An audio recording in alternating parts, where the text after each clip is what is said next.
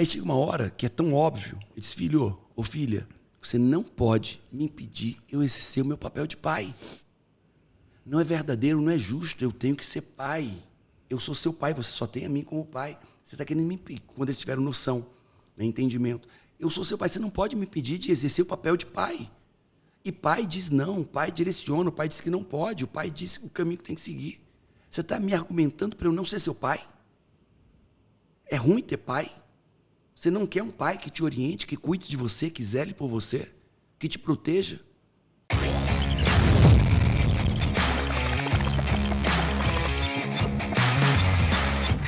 É porque eu tenho uma festa no sábado e no domingo. Eu falei, ótimo, qual que você mais quer ir?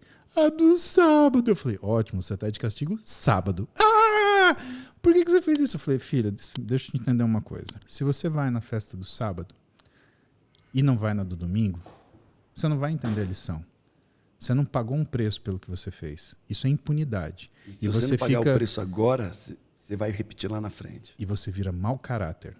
Porque você vai sentir que valeu a pena você fazer a bobagem que você fez. Ah, perdi essa festa, mas tudo bem. E aí você vai sentir que você me enganou. Se você não for no sábado e for no do domingo, é diferente o valor. Você vai pensar, que besteira que eu fiz. E você não vai ficar com raiva de mim, você vai ficar com raiva de você. Você, é óbvio que você tem a oportunidade de ficar com raiva de mim. Eu sou seu pai, eu não sou seu tio. Né? Se eu quisesse ser legal, eu seria seu tio. Né? Ou seu avô. Né? Não é o caso, eu preciso te educar. Né? E eu preciso que você olhe para você. Aí ela olhou para mim assim. Ah, tá bom. Aí chegou no domingo. E aí, você vai querer ir na festa? Falou, eu tava pensando o que aconteceu e eu nem tô animado, tô chateado, tô pensando o que eu devia ter feito, assim, senão eu tinha ido na festa que eu queria ir. Puta, gol 10. É do jeito que acontece, né, aqui em casa. Porra. É do jeito que acontece aqui em casa. Às vezes eu vou dar uma ordem, não. Mas pai, e assim, a Camila disse que eu errei. A Camila, ela joga na minha cara sempre. Você ensinou seus filhos a argumentarem demais, eles argumentam demais, é insuportável. Eu quero, mãe, fica argumentando. Eu disse, amor, é bom eles aprenderem a argumentar, porque na vida eles não precisam argumentar lá na frente. Agora é com a gente, mas depois é com a vida, eles não vão desistir fácil do que eles querem. Mas é chato demais e tal. Mas aí chega um momento que é tão óbvio, e tudo que eu digo, a Camila é mais direta, incisiva. Sim. Eu sou mais político, eu digo porque eu converso, eu explico. Debate. Eu debato, deixo eles perguntarem. Por isso que ela disse que eu... E aí chega uma hora que é tão óbvio. Ele diz, filho ou filha, você não pode me impedir eu exercer o meu papel de pai. Não é verdadeiro, não é justo, eu tenho que ser pai. Eu sou seu pai, você só tem a mim como pai. Você está querendo me impedir, quando eles tiveram noção, né, entendimento. Eu sou seu pai, você não pode me impedir de exercer o papel de pai. E pai diz não, o pai direciona, o pai diz que não pode, o pai diz o caminho que tem que seguir. Você está me argumentando para eu não ser seu pai? É ruim ter pai? Você não quer um pai que te oriente, que cuide de você, que zele por você, que te proteja? Aí olha assim, pai, você está certo. Tá bom.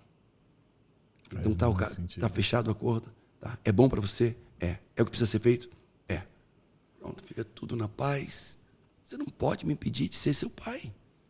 Não é justo com você nem comigo. Você colocou em palavras uma opinião que eu tinha assim, intuitivamente. Muito obrigado por isso.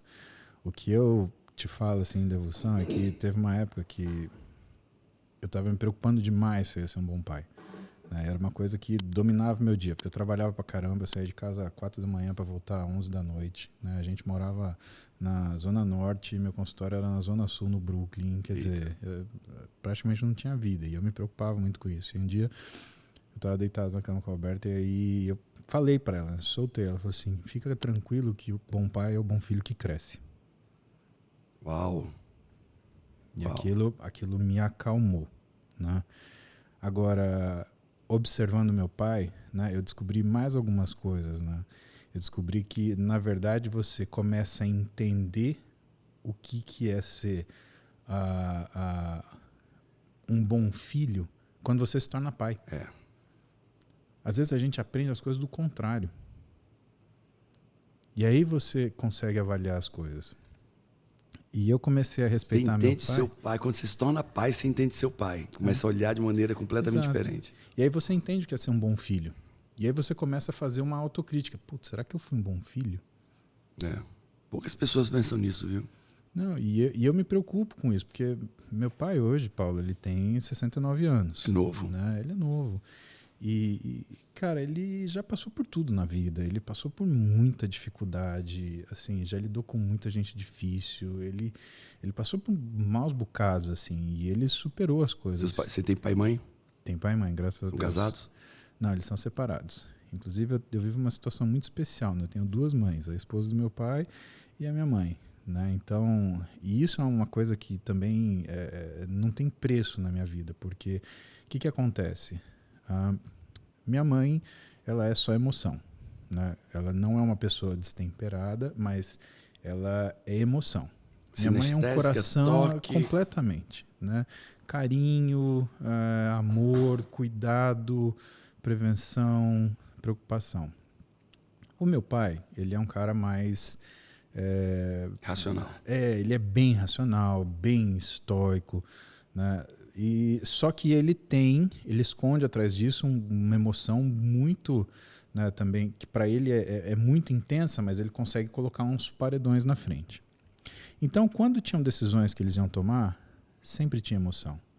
A Heloísa, né, a minha mãe, que é a esposa do meu pai, né, ela me puxava, Paulinho, é assim, assim, assim, assim. Então ela fazia o papel de um fiel da balança. Como se ela equilibrasse aquela relação. Antes que a parede quebre e a emoção surja. E porque ela notava que, de alguma forma, toda a situação que a gente vivia trazia uma carga emocional que eu não era um cara pronto para lidar com isso. E que ela tinha um papel ali que não tem mais ou menos. Ou ela estragava isso ou ela melhorava. Não tem, eu não vou me meter. Estraga. A omissão é erro. Exatamente. Eu sempre vivi isso com ela. Então, muitas coisas eu adquiri força, não foi com meu pai e com a minha mãe, foi com a Heloísa. Legal. Né? E que sempre cumpriu esse papel. E que não é a mãe brava, sabe? É a pessoa pé no chão. Então, quando a coisa, né, complicava assim, entre as atitudes que iam acontecer, ela chegava. Mãe sábia. Ela cirúrgica. falava uma coisa que. Porque assim, que é uma ligação atípica na vida, né? É uma ligação com mulher que ela não é de sangue, ela não é minha mãe, ela não é minha filha, ela não é minha amante e ela não é minha amiga. Né? Ela é a esposa do meu pai, a quem eu devo respeito, né? A priori, né? Mas que a nossa vida junto fez envolver carinho, amor, consideração. Né? Então, essas coisas foram importantes na minha formação. E aí, conversando com meu pai... É um complemento, é um privilégio, né? Um complemento a algo. Exato, é um privilégio. Quem pode ter 2 mães, cara? É complicado isso. Né? É um reconhecimento, sabe, que na vida você teve mais gente para te dar suporte. Né? E eu estava conversando com meu pai sobre essas coisas, né? E eu virei uma coisa para ele e ele me olhou de soslaio. Eu falei assim, pai, você sabe que eu descobri uma coisa do seu jeito de ser pai? Porque a gente estava falando das crianças, estava falando das minhas filhas, né? Aí ele olhou para mim, o quê? Eu falei, o senhor organizou tanto sua vida, né? Porque ele é físico, né? Físico teórico. Né? Professor. Ele é professor. Essa sua veia acadêmica... Eu sempre fui muito cobrado por isso, sabe? Isso é um território bem espinhoso. Meu pai sempre me cobra muito, né? E... Tanto que assim, eu não fui fazer carreira acadêmica e a Roberta foi. A Roberta terminou o mestrado, vai fazer doutorado. Para o meu pai, ele tem o ranking dos filhos dele, assim, é primeiro minha mulher, depois o cavalo dele, depois vem eu e o Guilherme.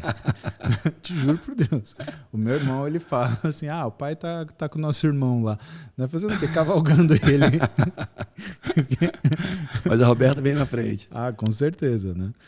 E aí, um dia... A gente estava nessa conversa e eu falei para ele, eu notei uma coisa do senhor de ser pai. Aí eu falei assim, ele falou para mim, o quê? Eu falei, o senhor é tão organizado que o senhor organiza as coisas em gaveta. Falar com o Paulinho aos 15 anos, falar com o Paulinho aos 18 anos, falar com o Paulinho quando entrar na faculdade, falar com o Paulinho quando sair da faculdade, falar com o Paulinho quando servir o exército, falar com o Paulinho quando terminar a residência, falar com o Paulinho aos 30 anos, falar com o Paulinho quando ele começar... Ele planejou isso tudo. E aí ele começou a rir assim... E isso eu já tinha 40 anos já, ele tinha 60, né? E ele começou a rir e se emocionar. Porque eu acho que vem daquilo que a gente falou antes, né? O que a gente procura? Gratidão e reconhecimento. E eu acho que ele não esperava, né, que eu falasse para ele. Que legal. Que eu identificasse isso. Né? Cuidado, o zelo, o amor. E que eu fosse grato por isso. Né? Então, ele foi pego de surpresa. E a gente tem duas reações muito normais quando a gente é pego de surpresa. Né? Que nem uma piada, você ri. Você não consegue preparar a emoção que você quer mostrar, vai vir. Exatamente. Ou você se emociona. Nossa, cara, é difícil falar isso. Porque eu nunca tinha visto meu pai chorar. Uau. Nunca. Nunca. Meu pai nunca falou eu te amo. Ele sempre agiu demonstrando isso. Mas ele nunca, na minha vida, falou eu te amo.